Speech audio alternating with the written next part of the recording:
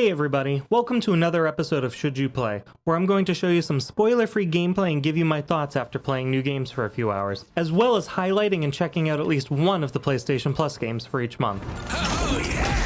In this video I'm playing Marvel Rivals, the Marvel Comics-inspired team-based shooter, and it's important to note that both my impressions, as well as the gameplay you'll be seeing in this video, are specifically from the 2-week-long closed beta, so what you're seeing is not the final product yet. Don't mess with the amazing Spider-Man!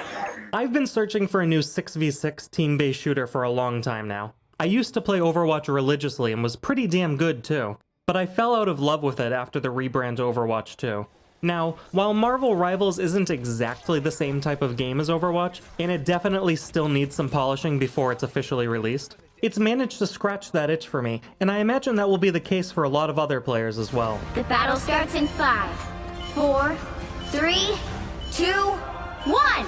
Like I said already, Marvel Rivals is a 6v6 team-based shooter game, and the story that justifies the gameplay involves two variants of Doctor Doom, putting teams of Marvel heroes and villains from across the multiverse together to determine which Doom will rule over them all. But as anyone who's played these types of games before knows, the story doesn't really matter.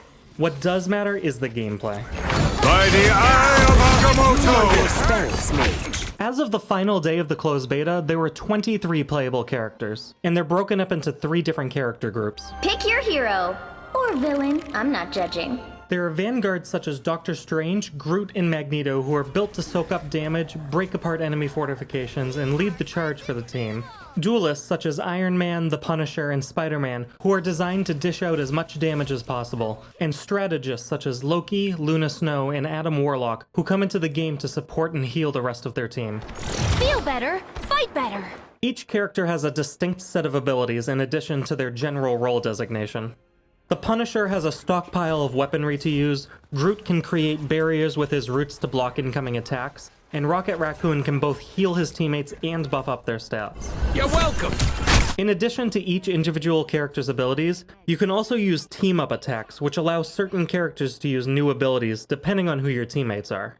For example, if Namor or Jeff the Landshark are on the same team as Luna Snow, they're able to power up their water-based attacks with Luna Snow's ice abilities. You're just the cutest thing. And don't worry, if you haven't studied at the School of All Things Marvel, the game will tell you which characters can be used to create synergy with your teammates. So you don't necessarily need to know every character's life story to play effectively.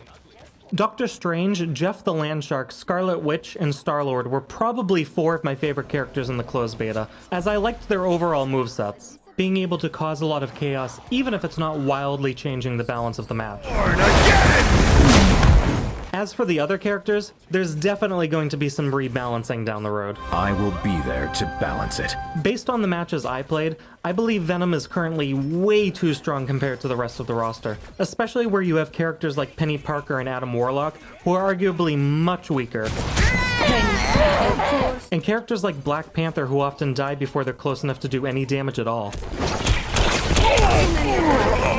It also looks like there will be plenty of alternate skins for characters that you can buy with units rewarded from playing the game and completing simple challenges. And they seem fairly well priced as well. I received around 700 units after about 4 hours of playing on my first day, and most of the skins were worth either 1,200 or 2,000 units. So it seems fair to say that 2 or 3 days of playing will result in you being able to purchase whichever skin you'd like most.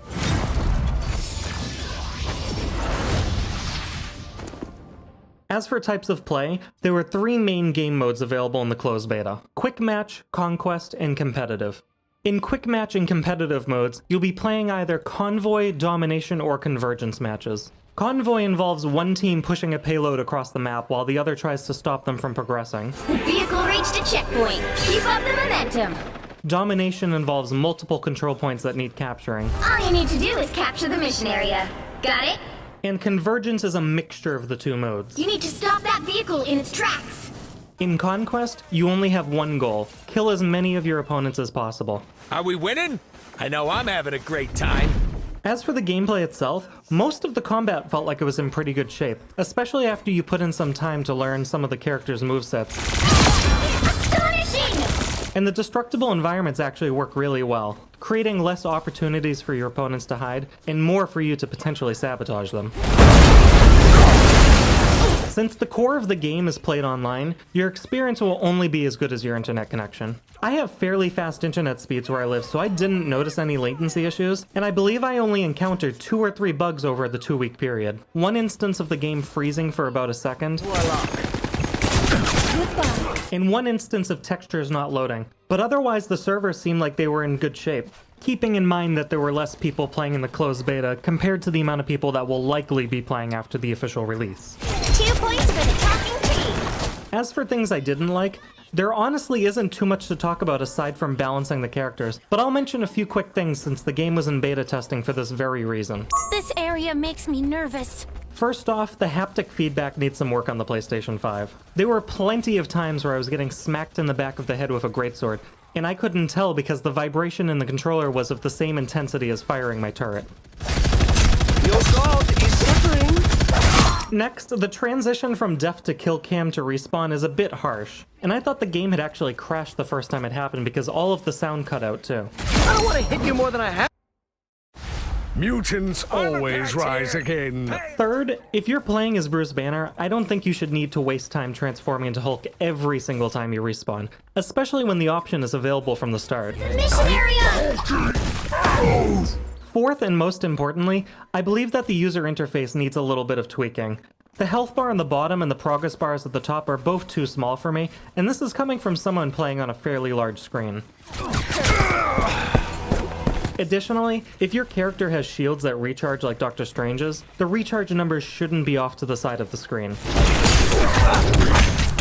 Likewise, a bit more notice that your ultimate ability is finished charging would be nice. Either a more distinguishable sound or maybe even a larger visual effect on the screen, because I was constantly forgetting to use mine since I never realized it was fully charged up. Admit it, you need me.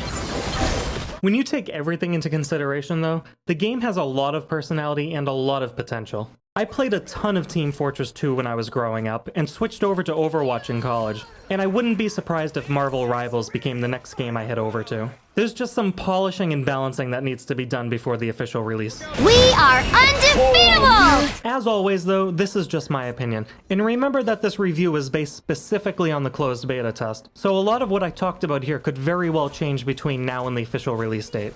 But for those of you who are lucky enough to snag a code for either the alpha or beta tests, let me know in the comments what you think of Marvel Rivals so far. Thanks for watching, and I'll see you guys next time. A nice deep freeze. Your team is close to winning.